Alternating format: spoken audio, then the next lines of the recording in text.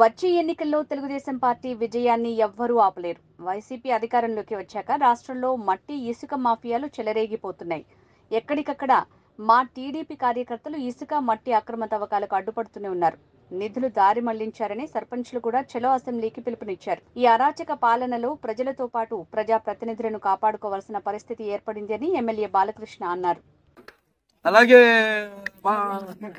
అభివృద్ధి కార్యక్రమాలు కూడా స్పందించి పరశురామ్ కౌన్సిలర్ గారు 20 వార్డు కౌన్సిలర్ ఆయన మా పార్టీలో ఈరోజు చేరడం జరిగింది. ఆయన సాధారణంగా ఆహ్వానిస్తున్నాం. అలాగే అభివృద్ధి కోసం పాటుపడే ఎవరైనా సరే ముందుకు రావాలని ప్రజల ఎవరైతే మీకోసం మిమ్మల్ని ఎన్నుకున్నారు అభివృద్ధి కోసం అయితేనేమి సంక్షేమ కార్యక్రమాల కోసం అయితేనేమి వాటి మీరు కూడా స్పందించి ముందుకు రావాల్సిందిగా భాగం కావాల్సిందిగా కోరుతున్నాను. అలాగే అందరూ కూడా ఆయనకు అభ్యర్థించాం. తప్పకుండా మిమ్మల్ని కంటికి రెప్పలా కాపాడుకుంటామని ప్రజలను ఎలా అయితే కాపాడుకుంటున్నామో అలాగే ప్రజా ప్రతినిధులను కూడా వాళ్ళు కాపాడుకోవాల్సిన మంచి పనుల కోసం సహకరిస్తున్నా చేయి కలుపుతున్నా ఒక్క విషయంలోనే కాదు అన్ని ఇప్పుడు ఇసుక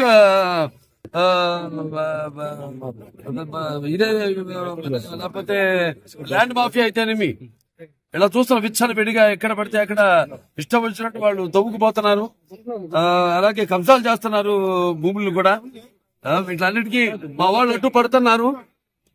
తప్పకుండా ఇటువంటి వాటికి ఎప్పుడు మేము అడ్డు పడతాం.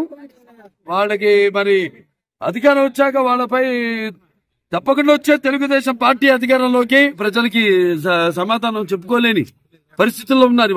ఇవాళ చూస్తున్నాం. మొన్న నేను అసెంబ్లీకి వెళ్ళాను. సర్పంచులంతా కూడా వచ్చి చలో ముట్టడితాను వచ్చారు. వాళ్ళ మీద ఎంతో అమానుషంగా ప్రవర్తించి వాళ్ళందరినీ వాళ్ళ నిధులన్నింటి కూడా డైవర్ట్ చేసి వాళ్ళకి ఒక తట్టడు మట్టి కూడా ఒక గోతిని పూడ్చే పాపానికి పోలేదు వాళ్ళు. అటువంటిది మేము చేస్తున్నాం. వాటికి ఏమో అడ్డుపడడం మీరెవరు చేయడానికి అంటాం. ఇటువంటి రాష్ట్రం అంతా చూస్తున్నాం. వాళ్ళకి ప్రాధాన్యత ఇస్తాం. వాళ్ళు డెఫినెట్ గా వాళ్ళు ఎన్నుకున్నారు ఆ వార్డు ప్రజలు కాబట్టి వాళ్ళకి తప్పకుండా వాళ్ళకి మేము ప్రాధాన్యత ఇస్తాం. సార్ పొత్తులపై